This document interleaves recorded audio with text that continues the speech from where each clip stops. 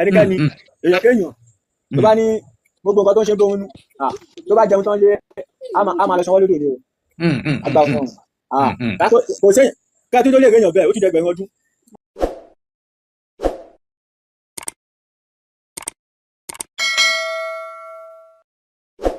ọ̀tẹ̀ ló ń jẹ́ ló ń pè ọ́ kò sẹ́ni tí ò lórúkọ tiẹ̀ àti wípé ọmọ kì í gọ̀ títí sẹ́ẹ̀ kó gbàgbé orúkọ ara rẹ̀. ààfin tèmi ò nílò ìdánimọ̀ lọ́jà tó bá dọ́jà báyìí wọ́n á mọ̀ pé ó dọ́jà ni èmi tí ń tòótọ́ Samuel Owóyẹmí fẹ́lẹ́fẹ́lẹ́ láyé lórúkọ mi fẹ́lẹ́ ní gbogbo èèyàn mọ̀ mí sí èmi náà kọ́ Ọlọ́run ọba òkè ló fún mi ṣe ní gbogbo ìgbà. nípa ẹni yìí tí gbogbo èèyàn ń sọ̀rọ̀ rẹ̀ lọ́tún abẹ́yìn fẹ́ dá sí lórí ọ̀rọ̀ ètò ààbò nípa ti ohun tó ń ṣẹlẹ̀ ní orílẹ̀-èdè Nàìjíríà. Ìkòròdú ṣẹ́rẹ́ni tó wà lẹ́yìn nìyí. Bẹ́ẹ̀ni. Kí lorúkọ ẹ̀? Sunday Igboho. Sunday Igboho báwo lè ṣe kí lè sọ nípa Sunday Igboho kí lè ti ń gbọ́ nípa Sunday Igboho.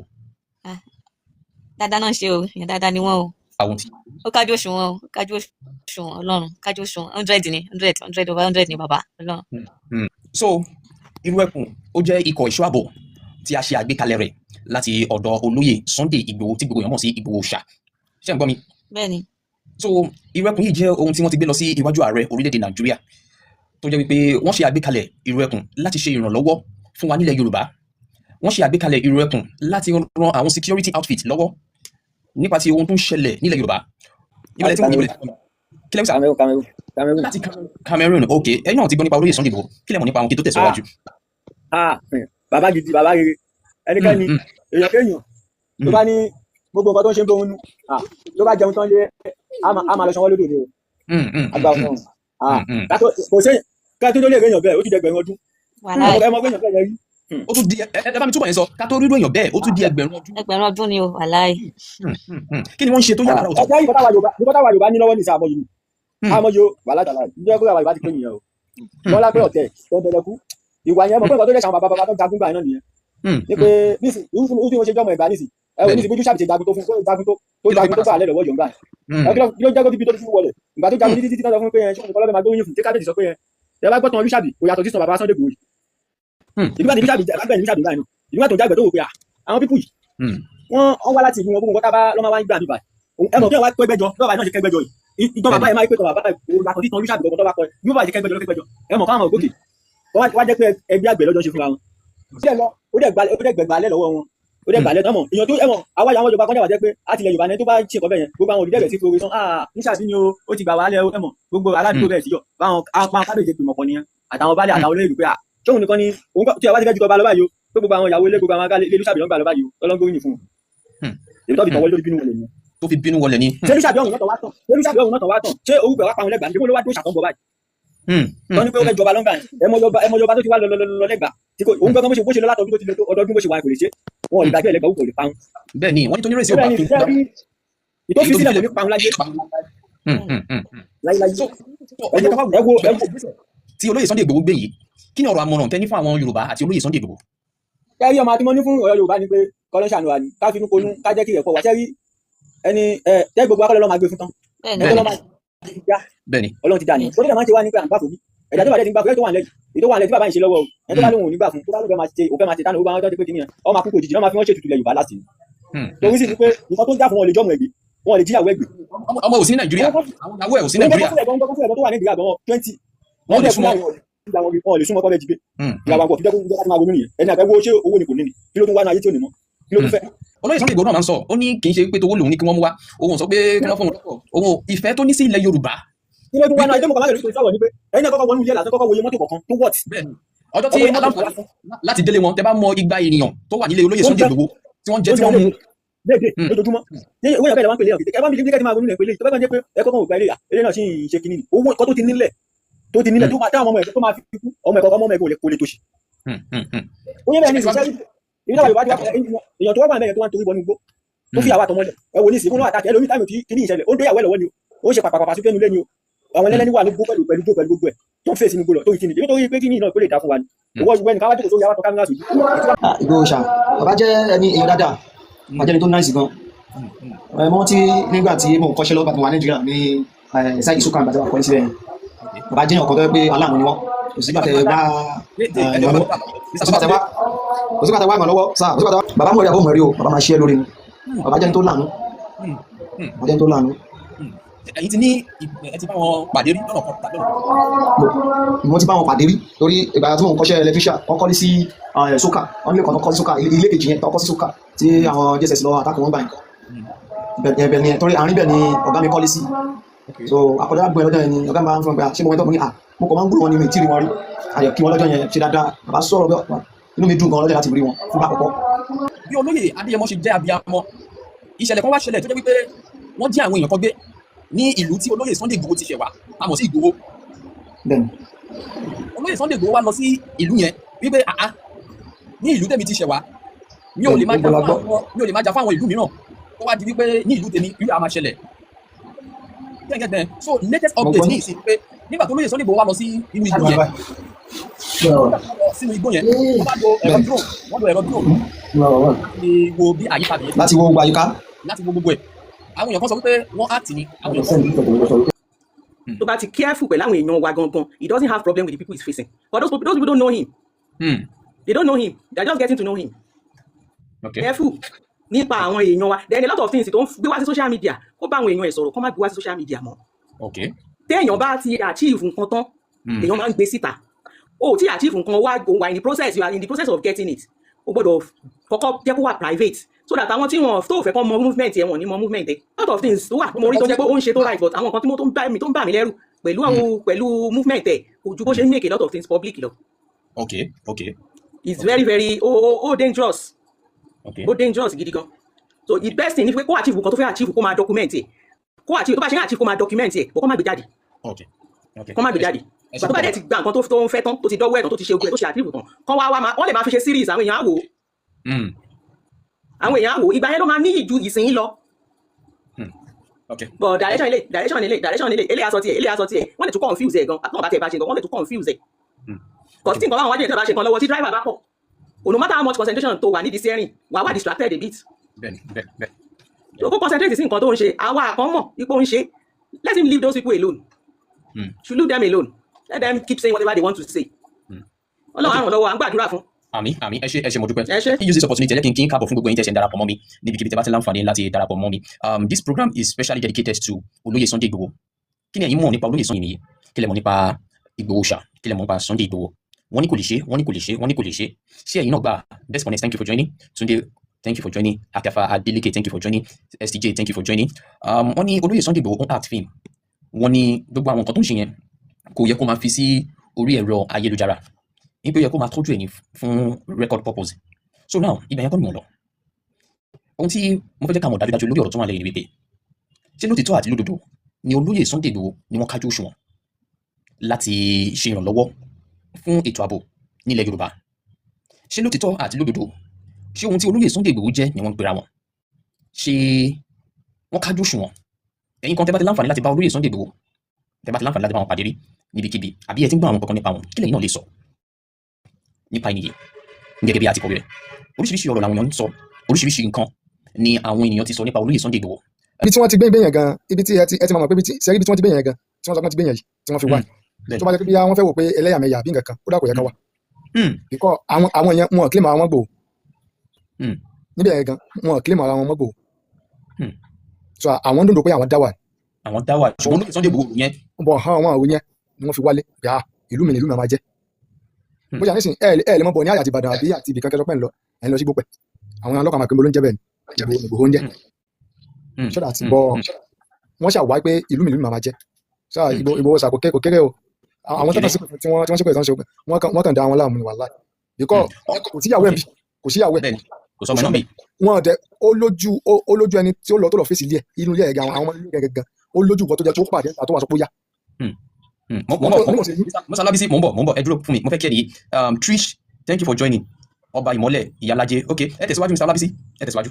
Ó lójú ìwọ tó jẹ́ pé ó lọlé wọn gan tó wà pàdé ọmọ tó jẹ́ ọmọ inú ilé gan tó wà sọ pé ó yá tó jẹ́ pé òun kò ní ìtakùtù. Ohun tí mo sọ yẹn báyìí mo wá wò pé ìlú mi máa jẹ́ ló jẹ́ kó wá. Ìrẹ́kùn báwo ni ìfìdímúlẹ̀ Ìrẹ́kùn nílùú Ìgbòho? Ó fìdímúlẹ̀ gidi o. Àwọn tó wà ń bẹ̀ kì í sáwọn eré bàbá kì í sáwọn kìíní àwọn akíkanjú. Mo ń bọ̀ sáà jẹ́ kí n dá ní ìlò Lollipop ayé mo wà bẹ́ẹ̀ o. ẹ kalẹ̀ níbo lẹ ti ń wò mí níbo lẹ ti ń gbọ́ mi. àwọn yìí láti Ìbàdàn. Láti Ìbàdàn apá abọ́ ní Ìbàdàn sà máa. ní Ìwó road nìbàdàn. Ní Ìwó road ṣé ẹmọ tó wà lẹ́yìn yìí àmọ́ wọn dádì Sunday Igboho. dádì Sunday Igboho kí lẹ lè sọ nípa wọn Edimoni mo ń bọ̀ o Edimoni. akíkanjú èèyàn ni wọn nǹkan tẹ́mi mọ̀ nìyẹn wọn ò dẹ̀ kí bẹ̀rù. lollipop mo ń bọ̀ Edimoni ẹ jẹ́ kí n kẹ́ ni Edimoni. ẹ kú ètò. olúwa ló ń tò ṣé ẹni tó wà lẹ́yìn mi yìí. Ìgbòho.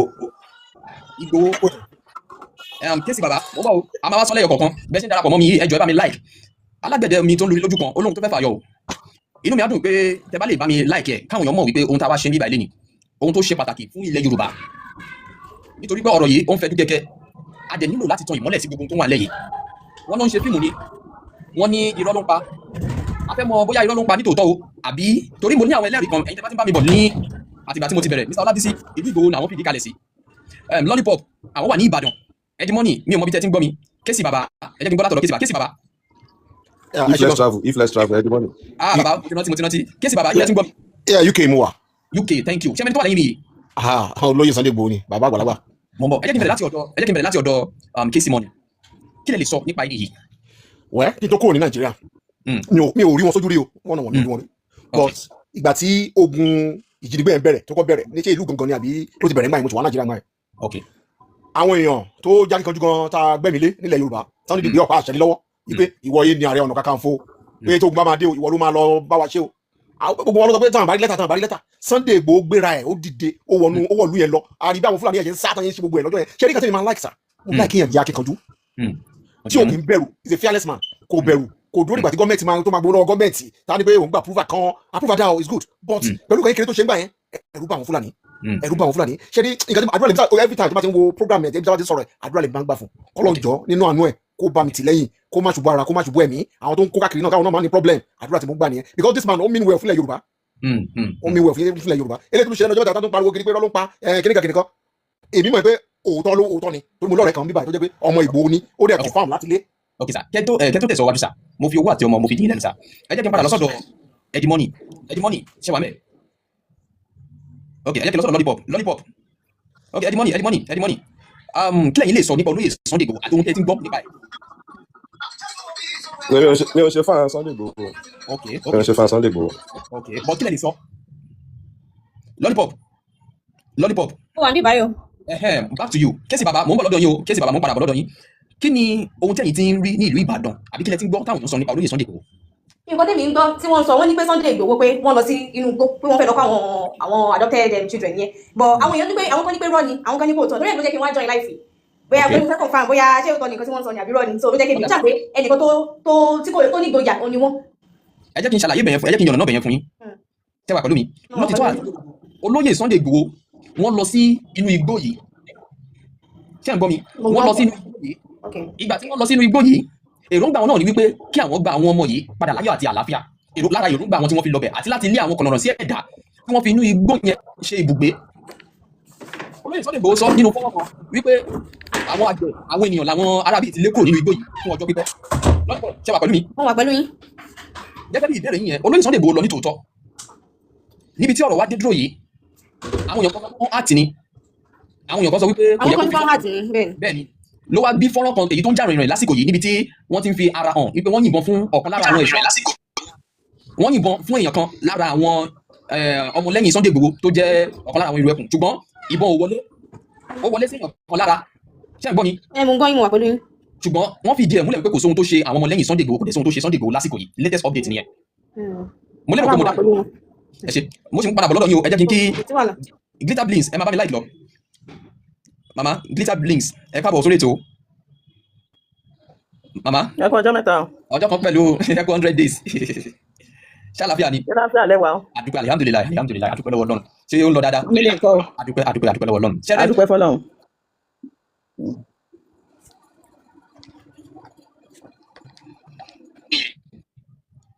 ẹnu ma ṣé wàá bẹ́ẹ̀ ẹ dàpọ̀ nẹ́tíwọ̀kì yẹn orí bá kan so tẹ́yìn bá ṣẹ̀ṣẹ̀ ń darapọ̀ mọ́ mi níbikíbi tí ẹ̀yin bá ti lọ.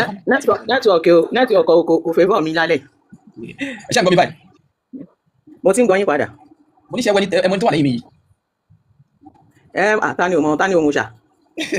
kí lẹ lè sọ nípa òòṣà tẹ́ ẹ sọ yẹn. sẹ́yìn ọkàn wà nílẹ̀ káàárọ̀ òjíire tí ò ní mọ òòṣà báyìí. kí lẹ mọ̀ kí lẹ rò pé yẹn kọ́kọ́ wà sí. ọ̀rọ̀ àmọ̀ràn wo lẹ ní fún olóyè Sunday Igboho báyìí pẹ̀lú bí gbogbo ẹ̀ ṣe ń jà rìnrìn nílẹ̀. nǹkan tẹ̀mí máa tó bá jẹ́ pé ó bá ní opportunity láti gbọ́ nǹkan tí mò ń sọ yìí nǹkan tẹ́mi máa sọ fún ojú pé kó ṣọ́ra lọ kó ṣọ́ra ọ̀tá alé ló ń ṣílẹ̀kùn fọ́tá òde àti àwọn tó dẹ̀ jẹ́ yí pé wọ́n feel intimidated by him tí wọ́n rí as a threat láàrin wa wọ́n máa ṣe nǹkan láti sabotage ẹ̀ because àwa Yorùbá ṣùgbọ́n gbà míì torí selfishness ó máa ń cloud sense of reasoning wa nígbà míì tó bá ní ìrànwọ́ ló mọ inú ròjù Yorùbá ni ṣùgbọ́n tí ó bá ti di pé ká máa kí nǹkan kan wà tó jẹ́ personal interest wa yẹn rationality wa yẹn máa ti sá lọ as at that particular time torí pé èèyàn mélòó ló lè jáde tó máa sọ pé òun fẹ́ lọ máa fàyà di nǹkan fún yàn èèyàn mélòó láàrin wa ló lè bọ́ síta tó máa sọ pé mo fẹ́ lọ fàyà àṣẹ ilé yìí wà kíní kan àbí ta ló lè ti ọmọ ẹ̀ síta ṣé èèyàn kọ́kọ́ ló bí ni ṣé èèyàn kọ́kọ́ ló bí òun ni ẹni tẹ́ wàá lè ṣe nǹkan kan ṣe anything láti help matter wọ́n bọ́ síta wọ́n pariwo ó ṣe kíní kan kò ṣáájú agbára kíní kan ló ṣe kíní kan tó bá lè wà aṣọ tó ṣọ́ra dáadáa fún àwọn èèyàn wa gangan kò ní problem pẹ̀lú àwọn tó fẹ́ face tó bá ti careful pẹ̀lú àwọn èèyàn wa gangan he doesn't have problem with the people he's facing but those people don't know him they don't know him they are just getting to know him careful nípa àwọn èèyàn wa then a lot of things tó ń gbé wá sí social media kó bá àwọn èèyàn ẹ̀ sọ̀rọ̀ kó má gbé wá sí social media mọ́ téèyàn bá ti achieve nǹkan tán èèyàn máa ń gbé síta o tí achieve nǹkan wà in the process you are in the process of getting it o gbọ́dọ̀ kọ́kọ́ jẹ́ kó wà private so that àwọn tí wọn tó fẹ́ kọ́ mọ movement yẹn wọn ní mọ movement ẹ̀ so a lot of things wà mo rí tó jẹ́ pé ó ń ṣe tó right but àwọn kan tó ń bà mí lẹ́rù pẹ̀lú movement ẹ̀ kò ju bó ṣe ń make a lot of things public lọ. It's very very dangerous dangerous gidi gan so the best thing ni pé kó achieve nǹkan tó fẹ́ achieve kó máa document ẹ̀ kó achieve tó bá ṣe ń achieve kó máa document ẹ̀ kó má gbé jáde kó má gbé jáde tó bá dẹ̀ ti gba nǹkan tó ń fẹ́ tán tó ti dọ́wọ́ ẹ̀ tán tó ti ṣe ogun ẹ̀ tó ṣe achieve tán kán wọ́n lè máa fi ṣe series àwọn èèyàn á wò ìgbà yẹn ló máa ní ìju ìsìn lọ but direction ilé aṣọ tiẹ̀ wọ́n lè tún confuse ẹ̀ gan àtúnwọ̀n bá tiẹ̀ bá ṣe gan wọ́n lè tún confuse ẹ̀ but tí nǹkan báwọn wájú ẹ̀ bá ṣe kan lọ́wọ́ tí driver bá pọ̀ no matter how much concentration tó wà nídìí steering wà distracted a bit so kó concentrate sí nǹkan tó ń ṣe àwa àkànmọ̀ ipò ń ṣe let him leave those people alone should leave them alone let them keep saying whatever they want to say Ọlọ́run á ràn lọ́wọ́ à ń gbàdúrà fún. Àmín ẹ ṣé mo dúpẹ́. ẹ ṣé yes ma Kesi baba ṣẹṣẹ wà mẹ. bẹ́ẹ̀ni ọ̀rọ̀ kan yìí ọ̀rọ̀ tí mọ́mí mi sọ lẹ́kàn. láàrin ìṣẹ́jú 5 ẹ bá mi dá sí ọ̀rọ̀ tó wà lẹ́yìn. ṣe rí ọ̀rọ̀ tí ìyá mi sọ lẹ́kàn yẹn wọ́n ti parí gbogbo ọ̀rọ̀ nípa ọ̀rọ̀ publicity yẹn ó yẹ kí àtúnṣe wà ńbẹ̀ yẹn lóòótọ́ torí ọkọ̀ aláǹgbá ló dá kùdílẹ̀ àwọn kan ní olóyè bá lẹ́nu èmi máa ń mi ò mọ anybody mi ò mọ group méjèèjì rí àti OPC àti kíní kan mi ò mọ anybody rí nu wọn but èmi mo mọ OPC ti wà tipẹ́ but àwọn kan náà bá ń bẹ̀ tí wọ́n dẹ̀ ṣe nǹkan kan tá a rí pa ọkàn nílẹ̀ Yorùbá so inú náà a máa bí àwọn kankan sí nǹkan tí bàbá tí olóyè ń ṣe but ọgbọ́n ni kọ́lọ́n jọ fún mo bí nǹkan tí mo máa ń sọ máa ti ń pèrè láàárọ̀ kọ́lọ́n jọ bá mi ró máa lágbára fún ní orí ọ̀fẹ́ láti lè kó lè dá ọ̀tá mọ̀ yàtọ̀ sí ọ̀rẹ́ bẹ́ẹ̀ ni Ọlọ́run nìkan ló lè ṣe àárín yẹn ẹlòmíín báyọ̀ nígbà míì tí wọ́n pé kò ní ó máa jẹ́ ọ̀tá yẹn ni wọ́n á máa tún máa bá jẹun gan tẹ́kọ̀ ló máa tún ṣe ìlépa láti pé àbájá máa mú ní nǹkan báyìí ni ìwọ ẹ̀ nǹkan báyìí ni òrí jẹ́ ẹ wo ilé ẹ̀ tí wọ́n kà mọ́ gbà yẹn báyìí ṣe rò pé ojú lásán náà fi wá kà mọ́ lé yẹn ni àwọn ọ̀tá kan náà lúgọ síbi kan tó fi hàn sáà ní ọ̀dọ̀ tiẹ̀ tó fún ọ ní information but mo nígbàgbọ́ nítorí lọ́mọ Odùduwà àwọn tó bá ṣe nǹkan bẹ́yẹn tó bá dalẹ̀ sẹ́ni tó fẹ́ ṣe rere sílẹ̀ Yorùbá ẹnu abá ilẹ̀ lọ lágbára Ọlọ́run lágbára ìṣẹ̀dálẹ̀ ilẹ̀ Oòduà ẹni abá ilẹ̀ lọ so àdúrà ni mo gbà fún wọn lóye èmi mọ̀ ìkọ́lóye ṣiṣẹ́ mo mọ̀ ìpò ṣiṣẹ́ gbàtà wá sí London àjọ lọ sí kíní wọn ní bá àkàrà yìí wọn ní kíní tó lọ sọmítì kíní gbà yẹn so bàbá iye Yorùbá nation gbà yẹn àkàn mi ò rí wọn face to face ni but àpọ̀ táwà ní London tá lọ pàdé wọn gbà yẹn but Ọlọ́run àtúbọ̀ máa ràn wọ́n lọ́wọ́ lágbára Ọlọ́run. ẹ ṣé mo dúpẹ́ ẹ sì wá bẹ́ẹ̀ pẹ̀lú mi ẹjọ́ ìmọ̀ bá mi like bí gbogbo ẹ̀ ṣe ń lọ lásìkò yìí and also mo wà lórí YouTube gbogbo ẹ̀yin tẹ́ ẹ ti láǹfààní láti máa rí àwọn fọ́nrán mi lọ́lọ́kọ̀ ọ̀jọ̀kan mo wà lórí YouTube ẹ kàn tẹ síbẹ̀ ní Samuel Owóyẹmí Samuel Owóyẹmí FFL ni mo ń jẹ́ lórí YouTube gbogbo bó ṣe ń lọ nípa olóyè Sunday Igboho àti gbogbo bó ṣe ń lọ nílẹ̀ Yorùbá lẹ́ẹ̀ máa bá pàdé lórí YouTube page mi tẹ́ bá dẹ̀ ń web jọ ẹ bá mi like ẹ bá mi share kẹ́ ẹ bá mi comment nítorí pé ó ṣe pàtàkì we inform we educate and we entertain ohun tá a gbé dání ní apá bíi Samuel Owóyẹmí fẹ́lẹ́fẹ́lẹ́ láyé ní orúkọ mi also ẹ má gbàgbé pé olóyè Sunday Igboho wọ́n fi ara hàn lórí ètò Mason Oyinbo wọ́n ti release ẹ̀ wọ́n ti fi ètò yẹn lẹ̀ láti nǹkan bíi aago 5 sí 6 yìí ní so ẹ̀yin tẹ́ bá ti láǹfààní láti wo Mason Oyinbo olóyè Sunday Igboho èlò ni wọ́n mú lọlé lórí ètò Mason Oyinbo tẹ́ bá ti lọ síbẹ̀ ẹ máa rí bí gbogbo ẹ̀ ṣe ń lọ lápá bẹ̀yẹn ẹ jẹ́ kí n lọ sọ́dọ̀ King Soji Mr. Soji ṣẹlẹ̀ wọ́n bẹ̀ pẹ̀lú mi Mr. Soji Lollipop mo ṣe ń padà bọ̀ Mr. Olabisi mo ṣe ń padà bọ̀ lọ́dọ̀ tí yín náà King Soji ẹ káàbọ̀ sórí ètò sà ẹ kúrò lẹ̀ sà ibùlẹ̀ tí ń gbọ́ mi ibùlẹ̀ tí ń wò mí. abúlé kan nílùú UK láti sọ̀rọ̀. ẹ fọ́ ni o abúlé wa UK ni bẹ́ẹ̀ni abúlé wa ń bẹ̀ èmi náà máa fẹ́ wá wo abúlé yẹn o odò wa ń bẹ̀ àbí. nọ́pọ̀ abúlé wa ń bẹ̀. odò wa ń bẹ̀ odò tó lómi tó tutù dáadáa. odò wa ń bẹ̀ torí orúkọ mú lọ́wọ́ tàwa ìgbà. ó dà ẹ má yẹ ká fọ̀rọ̀ lẹ̀ sọ̀rọ̀ kí lẹ ẹ mọ ní tó wà lẹ́yìn mi yìí. ẹ kúrò lẹ gbogbo ilé o. gbogbo ara lé kí n yóò. mo mọ bá mi àgbàlagbà oyè. ta ni. bá mi nìyẹn bá mi lèmi máa ń pè. bá mi kílẹ̀ lè sọ nípa olóyè Sunday Igboho ṣá. nínú mi dùn tábà lè máa gbọ́ mi o kán jọ kán máa gbé gbogbo kíní wọn yẹn sórí social media mọ́. tán bá ti rí result kán record ẹ̀ tán bá ti rí result nìkan tó máa post ẹ̀ ọlọ́run jẹ́ kọ́ta kíní yẹn mu wa when it comes to security you don't post it out gbogbo wa la mọ capacity wọn èèmọ̀ ẹlòmíì gan mọ ibi tí capacity olóyè Sunday Igboho dé gbogbo ọ̀rọ̀ interview tán give kán máa give interview mọ́ kán máa give interview kán tí result bá tí result bá ti jáde nǹkan tó yẹ ṣe máa sọ gbogbo àtọ́ sọ yẹn kíní kan kọ́ mọ̀ lára wa nílùú wa àmọ́ bá ṣe manage security news wọ́n á tún máa fi security news wọ́n máa tún fi ṣe content mo dẹ̀ ṣe ń bọ̀ lórí yẹn ẹ continue. it's very wrong so gbogbo nǹkan tí olórí Sunday Igboho ṣe yẹn mo like gan Elédùmarè ọba tó sílẹ̀ kọjọ́ ní abámi máa ti wọ́n lẹ́yìn àmì àṣẹ Èdùmàrè àwọn onígbàdì ayé o àmì àṣẹ Èdùmàrè àmì àṣẹ ibi tó Èdùmàrè ti ràn wá lọ́wọ́ ogun àkóbá ó kéré ó tóbi wọn ní orí lágbára Ọlọ́run àmì àṣẹ Èdùmàrè àmì àṣẹ Èdùmàrè ogun tẹ́lẹ̀ Èdùmàrè ti ṣẹ́ nínú ayé wọn kò ní gbérí mọ́ àmì àṣẹ Èdùmàrè èmi support wọn àwọn kúkú àwọn àṣàrídòkúbò wọn lórí méjì ju olóyè Sunday Igboho lọ so tí ọmọ wọn bá wà ń bẹ tó bá lè ro wọn lágbára káwọn empower ọkọ fún wọn ní sophisticated gun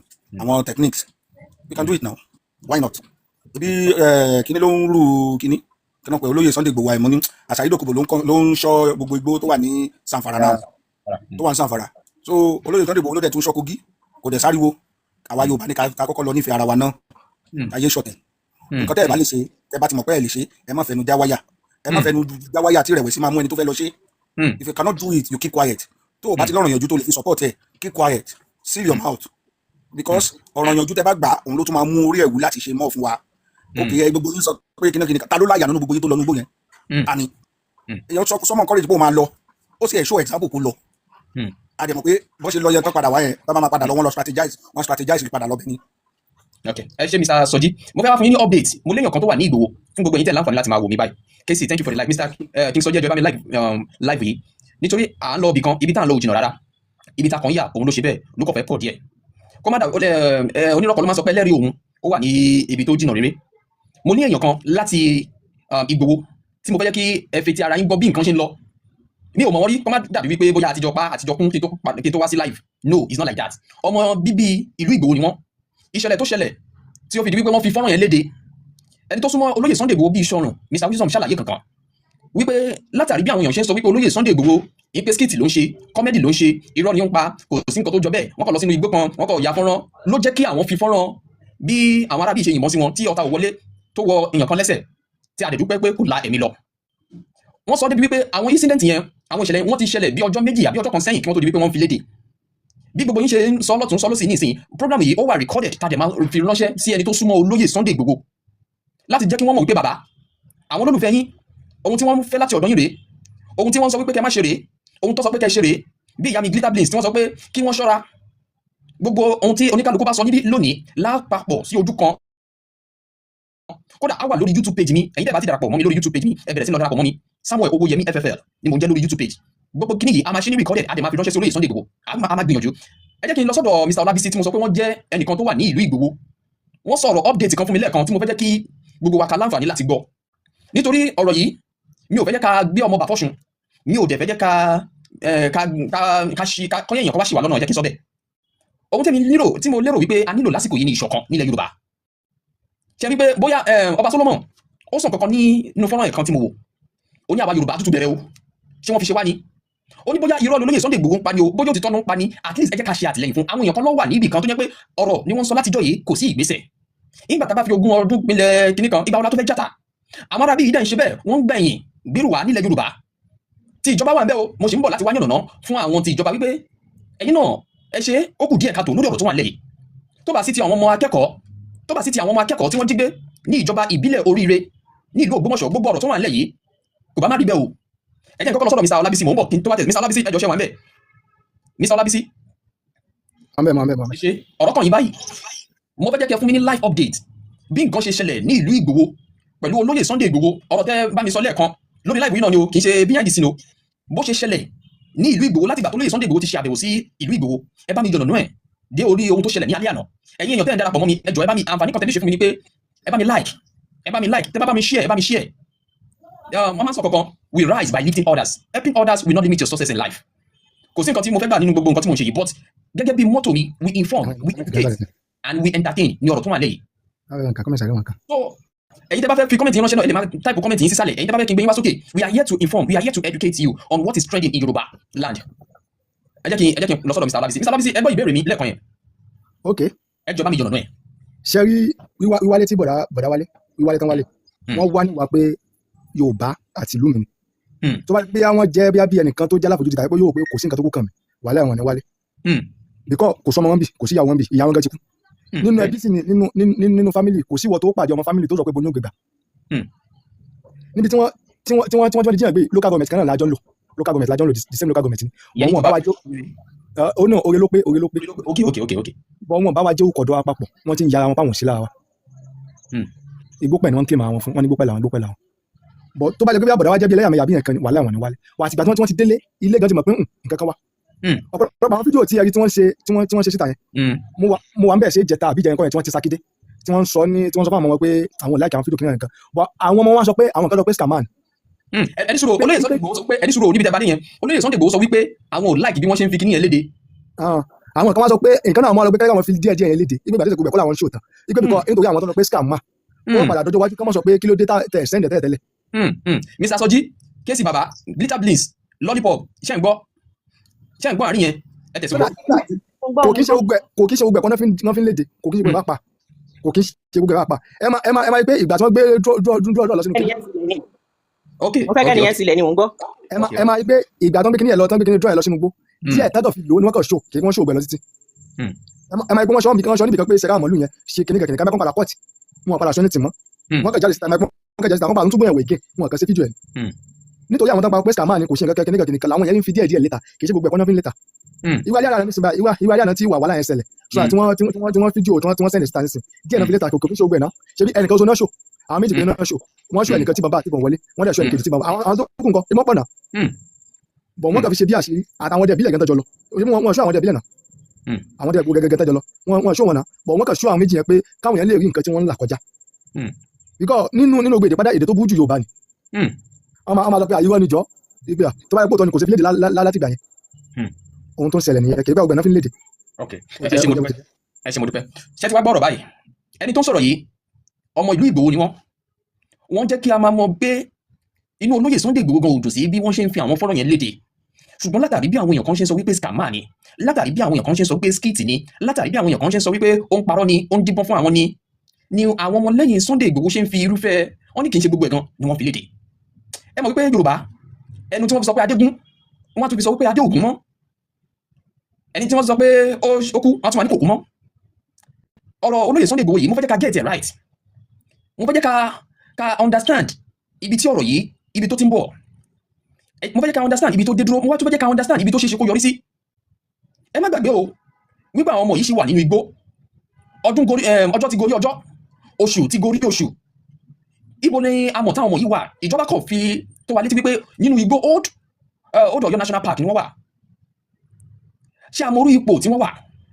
ṣé amorú oúnjẹ èyí tí àwọn akẹ́kọ̀ọ́ àti olùkọ́ wọn jẹ ẹ má jẹ́ ká gbàgbé o wípé àwọn olùkọ́ méjì ni wọ́n ti ṣe kí ni wọ́n ti bá ìṣẹ̀lẹ̀ yẹn lọ àwa Yorùbá gbọ́dọ̀ jẹ́ kí a get it right kì í ṣe wípé ìjọba ìpínlẹ̀ Ọ̀yọ́ náà ò gbìyànjú omi bẹ́ẹ̀ pọ̀ ju ọkà lọ ni fún wọn a dẹ̀ lè máa dúró kí gbogbo ẹ̀ máa lọ báyìí tá a bá ń sọ lọ́rọ̀ ìgbà wo la tó fẹ́ gbé ìgbésẹ̀ eléyìí ẹnu tí ìṣẹ̀lẹ̀ tí alákòóso tẹ́lẹ̀ rí lórílẹ̀‐èdè Nàìjíríà kó tó di wípé wọ́n kọ̀wé fipò sílẹ̀ wípé àwọn fẹ́ wá díje dupò gómìnà ní ìpínlẹ̀ Ọ̀yọ́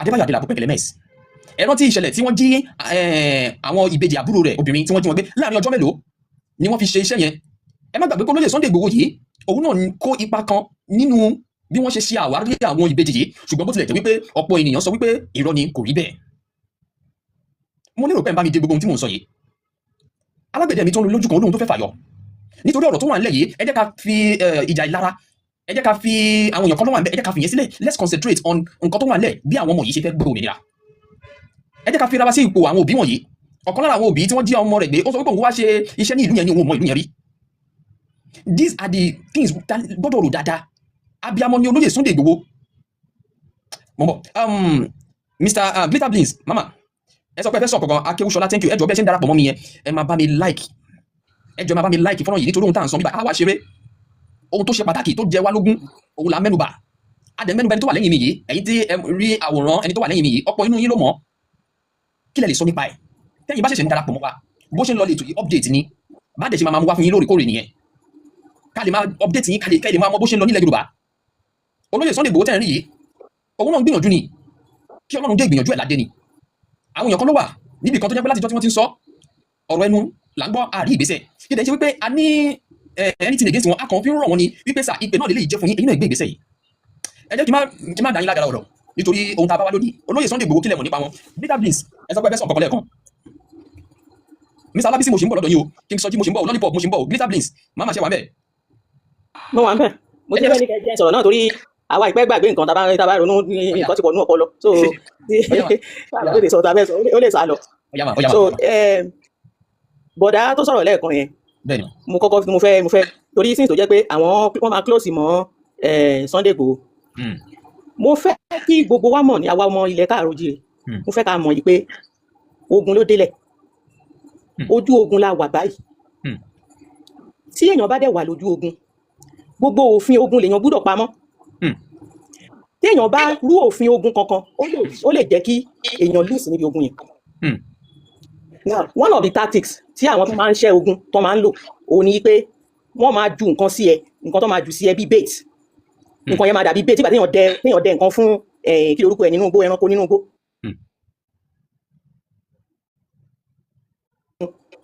So a wá máa lo àwọn oríṣiríṣi tactics tí ò bá lágbára tó fẹ́ fi bá ẹjà a lo ọgbọ́n tó máa fi win yẹn ìgbà míì ìbọn àti àdá ò kì í win ní ogun ìgbà míì intelligence lásán ló máa win ní ogun. So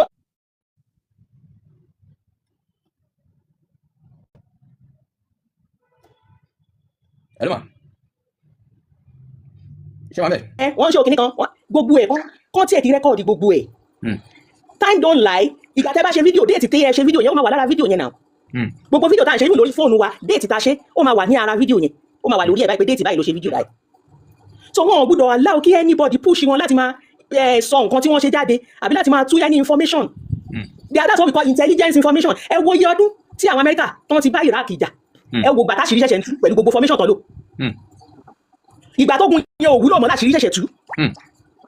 So if you are fighting a war, bá a ṣe wà yìí ojú ogun la wà àsìkò ogun la wà and everybody should bring it into their head orientate yourself wípé we are in war time and gbogbo ẹni tó bá wà in war time ìwọ tó ò lọ sójú ogun àwọn òfin kan náà wà tí ìwọ náà gbọ́dọ̀ pamọ́ ìwọ fúnra rẹ tí ìwọ gan ò lọ sójú ogun òfin wà tí ìwọ náà gbọ́dọ̀ pamọ́ tí ìwọ bá accept gbogbo apátápátá bá accept pé ogun là ń jà lọ́wọ́lọ́wọ́ báyìí ẹ find out pé àwọn èèyàn míì kan máa trouble shoot ọpọlọ wọn wọ́n á dẹ̀ máa mú idea jáde fún àwọn tó fẹ́ lọ sí orí field gangan àwọn ènìyàn á dẹ̀ lo idea yẹn wọ́n á dẹ̀ work. So right now it's not show time. It's not show time at all. Wọ́n máa ṣe show time for anybody. Kò sẹ́yìn kan tó deserve show time wọn. Àwọn ẹni tó ń sọ̀rọ̀ tí wọ́n ní kankan tó fẹ́ contribute. What is their worth? What is their worth? They are worth nothing. You can't contribute. You are worth nothing. So right now nǹkan tá a need òun ni yí pé kí kọ́ dẹ̀ máa perform lọ. Performance wọn tó bá jáde. Ìgbà yẹn náà lè máa gbé fídíò jáde. Ìgbà tá a lọ báyìí bá ṣe ṣe báyìí pẹ̀lú ìwà máa sọ. But ní ìsìn tẹ́fẹ́ ṣe tó yẹ pé àwọn tẹ́fẹ́ bá jà wà lórí social media. And these people have advanced intelligence. Ẹ má jẹ́ kí n tàn yín. They have advanced intelligence. They should not underestimate them. Bọ́lá Ìgbòho ṣe ní ogun, àwọn náà ní ogun. Okay. Àwọn náà ní ogun. So we shouldn't underestimate them at all. One of the first ways to Isaac to be money. To lose a war is by. Hello. Ṣé ń gbọ́ mi? Mo rò pé. Okay. Underestimating your network yẹn rí bákan.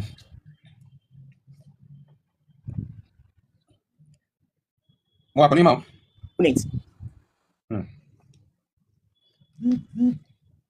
Okay. Ṣé ń gbọ́ mi ma? I think our network is not okay. Network yẹn ṣe bákan. Never underestimate your Network here.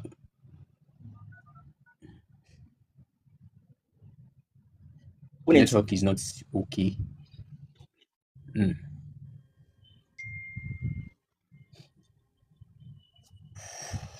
The network is trying to. So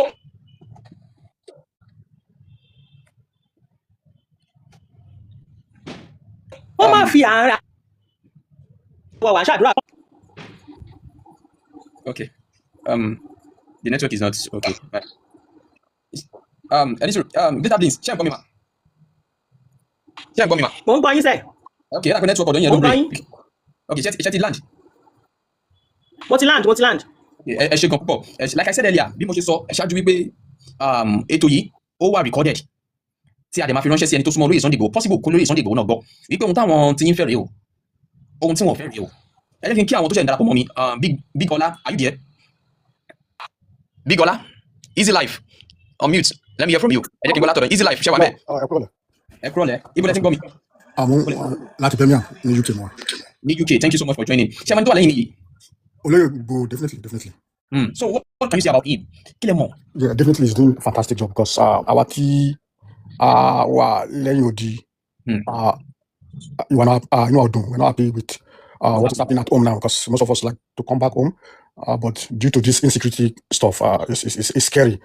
Somehow, I feel like our politicians are playing games amongst themselves. So, and our Southwest leaders were soon when they check out people you can't go listen to.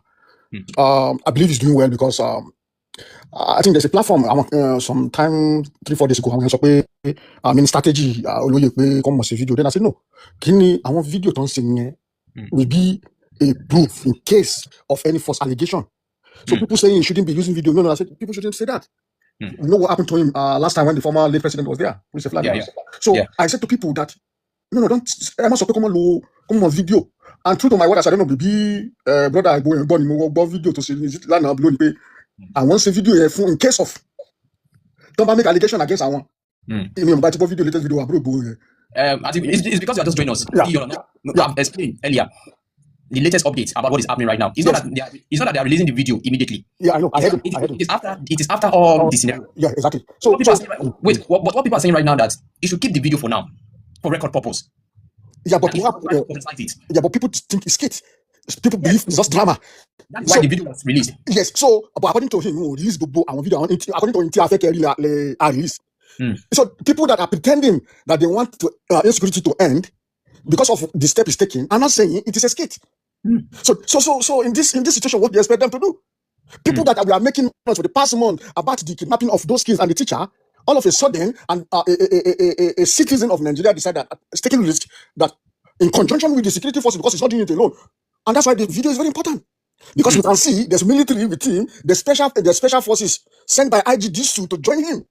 Yeah. So, brother, if this video is not coming, this individual, this, I don't know how to describe them. Though they're not partisan, they don't love Nigeria, they are happy based on because of politics, because maybe you don't like the person at the end of affair at this present moment. But we are talking of the life and property of our citizens. Yeah. So I don't think people should say they are not releasing full details of what conspire where they went to. According to his brother, that the video made today, they are just dropping few because of people like, and he mentioned that guy's name, Portable and whatever. So the people like Portable. So there's nothing wrong with what they are doing. It is good, and I'm not really happy with what he said about the governor imposing coffee. See, that's why I said there's politics. I don't know why we will be playing politics.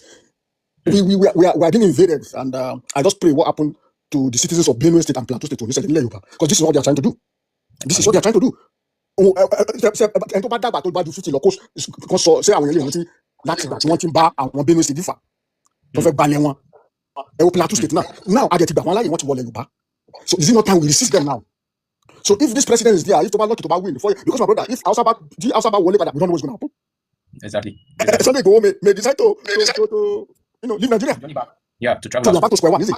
So, but if we resist, they know that Southwest are Yoruba acting back there. Wọ́n try now nígbà the election June 12. I'll resist one now. Wọ́n gbé fún so they not know pé àwọn ń sọ̀rọ̀ àwọn we don't make mouth around bí àwọn Igbo wọ́n kàn wà láwùjọ tó ń ṣe balabala kiri. Wọ́n ti mọ̀ pé tí kí Nàìjíríà bá fẹ́ pé through ilẹ̀ Yorùbá, because we are serious. You can see that our citizens are back there. So my brother, I don't think what he's doing is wrong. I think it's the best for empirical fact and evidence. You pay in case they try to twist narrative. So Thank you so much. it's very important. Thank you very much. Thank you so much, sir. If you have not followed me on YouTube, use this opportunity to visit my YouTube page, Samuel Owuyemi FFL, where I update you, I inform you, and entertain you about what is happening in Yoruba land. Platform me. If you see me once in a while, I'm here to inform you, I'm here to educate you in Babushin Law, Nile Yoruba. And also on my YouTube page, go and subscribe, go and watch my latest video. Mr. Wisdom, the current update is on my YouTube page. It's on my YouTube page, Samuel Owuyemi FFL. You can check and you will see the latest of it. Watch, like, and comment. This is the latest update about Oloye Sunday Igboho and the issue around gbogbo nǹkan tó ń ṣẹlẹ̀ yìí ó wà lórí YouTube page mi ẹ̀yin tẹ́ bá ṣe fẹ́ darapọ̀ mọ́ mi. So if you are just joining us ẹ̀yin tẹ́ ti darapọ̀ mọ́ mi ẹ ṣé, and we are still heading somewhere. Ebi kan là ń lọ. We want to have your different opinion, different view, ojú òye yín lórí ẹni tó wà lẹ́yìn mi yìí, Oloye Sunday Igboho.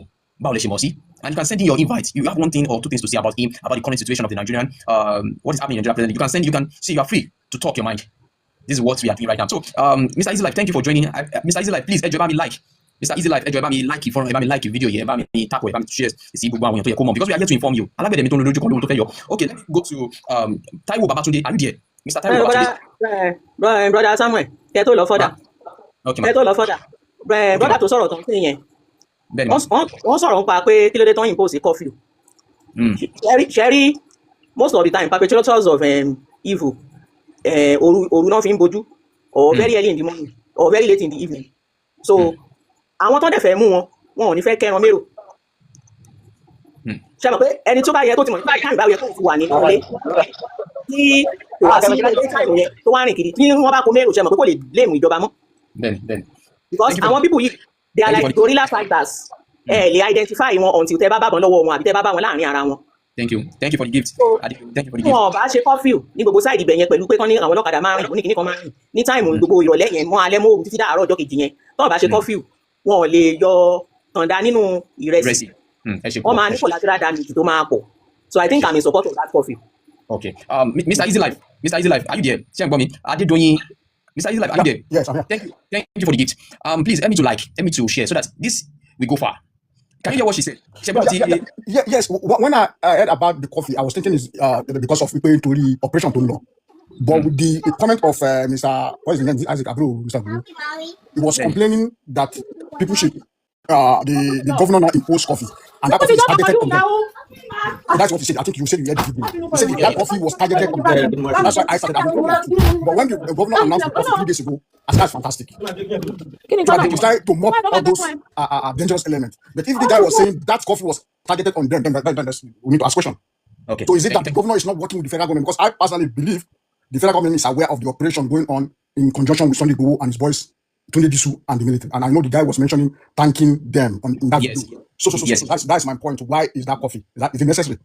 Okay. But I think the government did well. Nobody say pick one or two. Stop now. The government, most especially the police, are doing their best. Exactly. So the damage has already been done, brother. Because that time I was asking, what do we have government? But in the mid Hawaii, to send the fake kini to mislead the kini. I want to post delay. Yes. Ni makanti riot sell ni last year. Riot immigrant. I want to post only post it. I want pick one.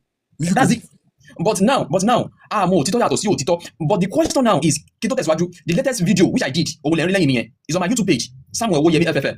Is on the latest update about Oloye Sunday Igboho and ohun tó ń ṣẹlẹ̀ lọ́wọ́lọ́wọ́. Ó wà lórí YouTube page mi, Samuel Owuyemi FFL. You can visit my page and you get the latest on my page. Ẹ jẹ́ kí n sọ di mímọ̀ fún yín pé àsìkò yìí kì í ṣe àsìkò àwàdà. Wọ́n ní ohun tó bá ń dun nípò nínú ọ̀rọ̀ ẹni, I stand to be corrected. Tó bá dé fẹ́ dàbí everybody, ó gbọ́dọ̀ máa ronú bí everybody. A gbọ́dọ̀ máa tó wípé àsìkò yìí la fẹ́ máa ṣeré. Àsìkò yìí kọ́ ẹjọ́ àwọn ọmọ yẹn tó wà nínú igbó yẹn, we should try to remember them for once. Ẹ jẹ́ ká ní conscience. Because gbogbo àwọn kan wọ̀nyí tá bá ní kò kàn wá sà máa ó lè kan ẹni tí ó súnmọ́ wa lábúrò òní kàn wá lágbára Ọlọ́run. Elédùmarè ò ní jẹ́. So please, for all individual, ẹ bá mi bá wọn sọ, most especially sir, Mr. Easy Life. Gbogbo ẹ̀yin tẹ́ wà ní diaspora. Ọ̀rọ̀ yìí ìgbà wà yìí ó ṣímọ́ yín lórí gan o. Most especially àwọn tó wà ní diaspora.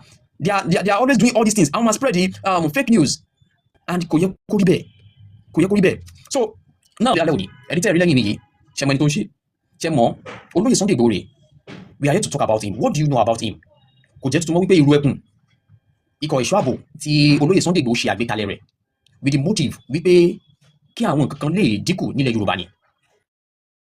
Pẹ̀lú èròǹgbà láti kún àwọn ẹ̀ṣọ́ aláàbò lọ́wọ́ nílẹ̀ Yorùbá láti lè bọ́ lọ́wọ́ àwọn ìwà kan tí àwọn ará àti ọ̀hún rìn wá tí wọ́n fi ojú wa rí ní apá ọ̀dọ̀ tiwa bí. And part of this movement is the bill for state police.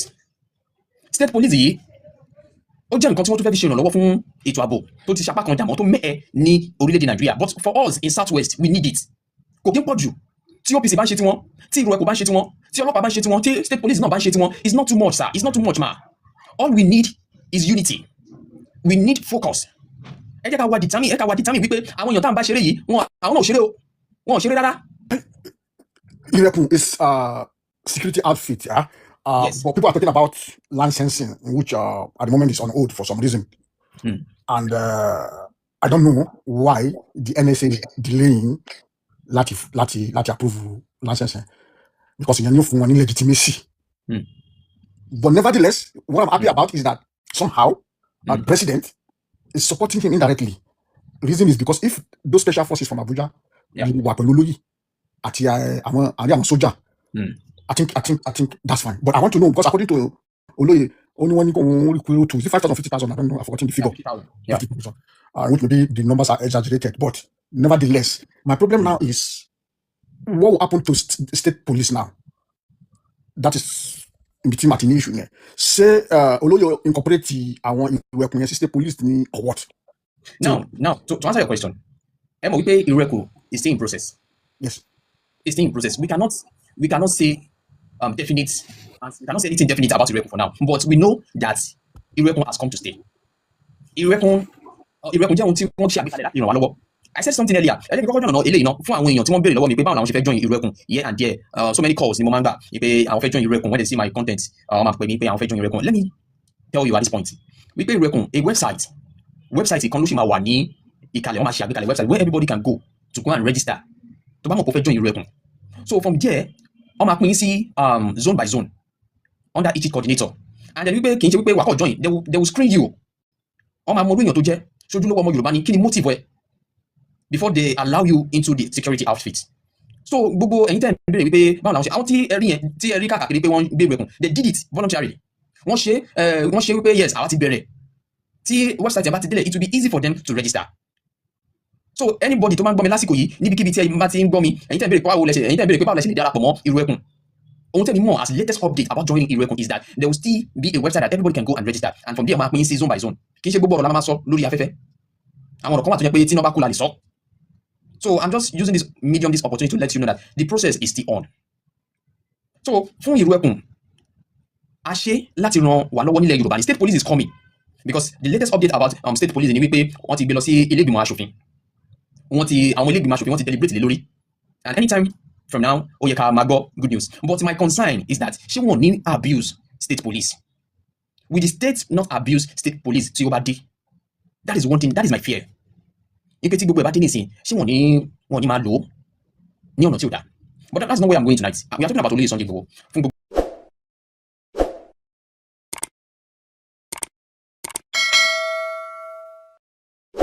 ọ̀tẹ̀ ló ń jẹ́ ló ń pè ọ́, kò sẹ́ni tí ò lórúkọ tiẹ̀, àti wípé ọmọ kì í gọ̀ títí sẹ́ẹ̀ kó gbàgbé orúkọ ara rẹ̀. Ààfin tèmi ò nílò ìdánimọ̀ lọ́jà, tó bá dọ́jà báyìí wọ́n á mọ̀ bó dọ́jà ni. Èmi tí ń tòótọ́ Samuel Owóyẹmí, fẹ́lẹ́fẹ́lẹ́ láyé lórúkọ mi, fẹ́lẹ́ ní gbogbo èèyàn mọ̀ mí sí. Èmi náà kọ́, Ọlọ́run ọba òkè ló fún mi ṣe ní gbogbo ìgbà. Kí lè lè sọ ránṣẹ́ sí Olóyè Sunday Igboho and kí lè lè sọ gẹ́gẹ́ bí ọ̀rọ̀ àmọ̀ràn bá ṣe ń lọ lálẹ́ òní? èmi ò ní fún Olóyè Igboho pé kàn keep it up, àwa ọmọ Oòduà, àwa ọ̀tẹ̀ original ọmọ Oòduà, ọmọlúwàbí, all behind him. We will continue praying for him, and alágbọ́dọ̀ Ọlọ́run wọ́n sì àṣeyọrí nínú mission tí wọ́n yàn bá lórí. So that is my àgbàdo àfọ̀n pé Ọlọ́run wà pẹ̀lú wọn, Ọlọ́run dáàbò bò wọn. So that's my nígbà tí mo fẹ́ sọ ni wípé Ọlọ́run máa wà pẹ̀lú wọn pẹ̀lú iṣẹ́ takuntakun tó ń sọ máa kó bọ̀ tí wọ́n bá ti mú fídíò yẹn kí wọ́n reduce ẹ̀ ṣe mọ̀ pé aláwọ̀ èèyàn níbẹ̀ àwọn èèyàn wà ń bẹ̀ tí wọ́n bá ṣe ń gbé fídíò yẹn pé bóyá wọ́n bá ṣe ń ṣe ìkà fún àwọn àti for example tó bá mú bandit tó bá wá ń ṣèkà fún wọn bẹ́ẹ̀ lọ́sọ̀ máa fi ìyà jẹ àwọn ènìyàn kí wọ́n reduce fídíò yẹn bí ní kí wọ́n má ṣe fídíò ṣe é gbọ́ bí ní kí wọ́n má ṣe fídíò kí wọ́n má ṣe anything but fídíò yẹn kẹ́sẹ̀ kọ́kọ́ keep it for now kọ́kọ́ keep it so tí everything wọ́n máa fún wa ní ìṣẹ́gun lágbára wọ́n lè máa release everything kọ́tí ìfẹ́ sọ yẹn because ó dá àwọn tó wà bẹ́ẹ̀ olè ń ṣe ń sọ bẹ́ẹ̀ because wọ́n máa wá fi ìyà jẹ wọ́n ní ìkọ́tẹ́ mi sọ wọ́n máa jẹ́ kí wọ́n rí wọn gbàlagbà lọ́tọ̀. Okay, ẹ ṣé mo dúpẹ́, thank you so much.